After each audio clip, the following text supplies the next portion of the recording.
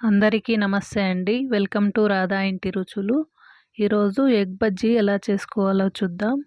ముందుగా ఒక గిన్నెలో నీళ్లు తీసుకొని 8 గుడ్లు తీసుకున్నాను నేను. మీకు ఎన్ని కావాలంటే అన్ని తీసుకోండి. ఇలా ఉడికించుకొని కొంచెం ఉప్పు వేసుకొని ఉడికించుకుంటే ఎగ్స్ పగలకుండా బాగుంటాయి. ఇప్పుడు బజ్జీ కోసం పిండిని తయారు చేసుకుందాం. ఒక గిన్నెలో శనగపిండి 1 కప్పు వేసుకొని, కారం 1 స్పూను, సాల్ట్ టేస్ట్కి తగినంత, వాటర్ కొంచెం వేసుకొని బాగా కలుపుకోవాలి. చూడండి, ఇలా కలుపుకొని 1/4 స్పూను సోడా వేసుకుందాం, వంట సోడా. దాన్ని కూడా బాగా కలుపుకొని ఇప్పుడు ఉడకబెట్టుకున్న గుడ్లను 2 పీసులుగా కట్ చేసుకుందాం.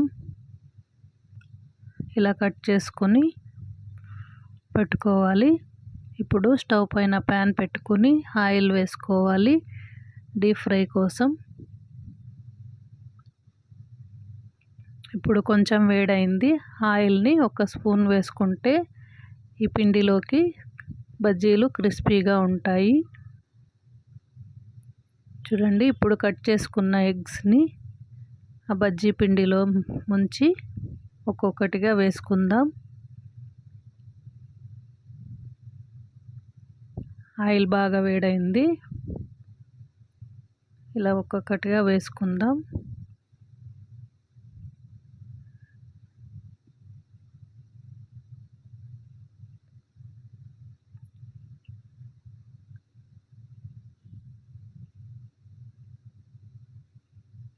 ఇలా బాగా ఫ్రై చేసుకుందాం.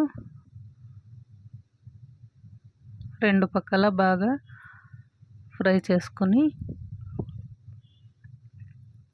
చూడండి, ఇలా బాగా బజ్జీలు బాగా కాలిండాయి. ఇప్పుడు ఒక ప్లేట్లోకి తీసుకుందాం. ఇప్పుడు మిగిలిన బజ్జీలని కూడా ఇలాగే వేసుకుందాం.